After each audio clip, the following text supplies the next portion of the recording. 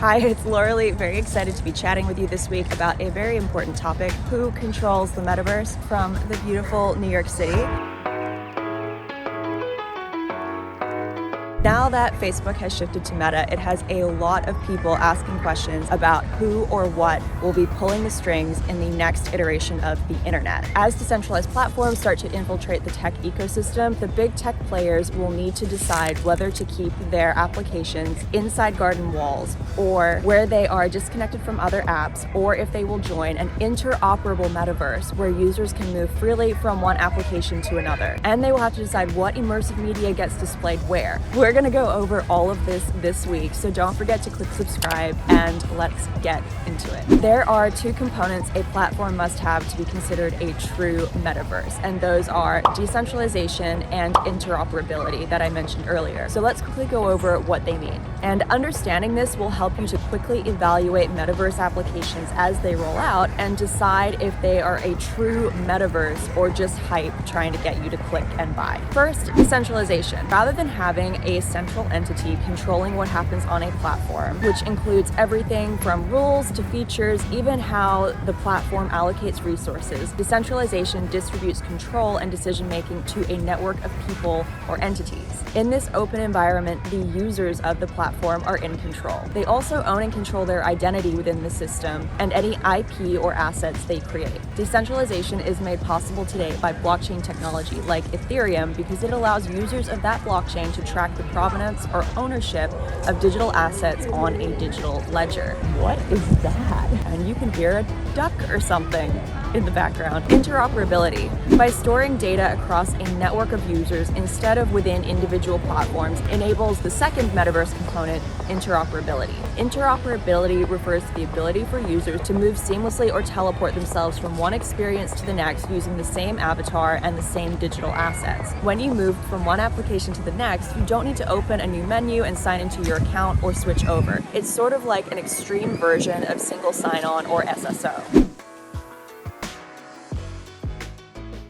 These two core components are what make the metaverse and Web3 fundamentally different from Web 2.0, which is an ecosystem of closed platforms. If you think about your experience now with the web, the platforms own customer data, and any digital asset you buy are platform or game specific. For example, you likely gave TikTok a lot of your personal data when you signed up for the app, but you actually have no way of seeing where that data is stored or what it's being used for. Similarly, if you buy a skin on Fortnite, you can't use that skin over in Overwatch. These restrictions build the walled gardens around customer data, and it's what has allowed each tech platform to leverage such powerful advertising models that in turn make them trillions of dollars. You've probably all had that experience where you search for something, whether that's teeth whitening strips or winter boots, and then all of a sudden you get ads for those products in your social feeds and in your Google Ads. The ability for Web 2.0 platforms to do this is literally a $1 trillion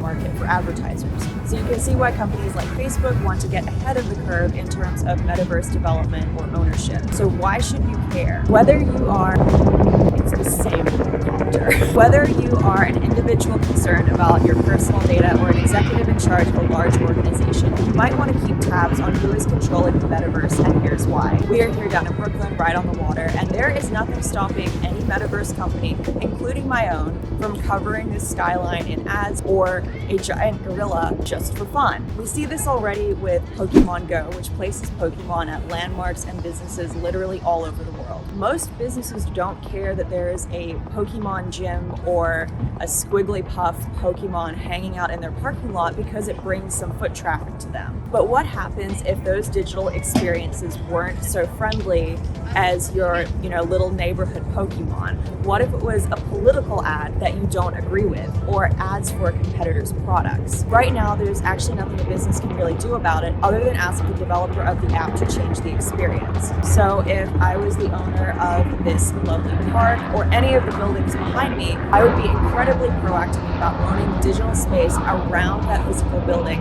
and the digital representation of myself and my business in a fully immersive VR environment. Because odds are the social media giants that have ruled Web 2.0 aren't going to easily give up control over their biggest asset, which is customer data in the next iteration of the internet.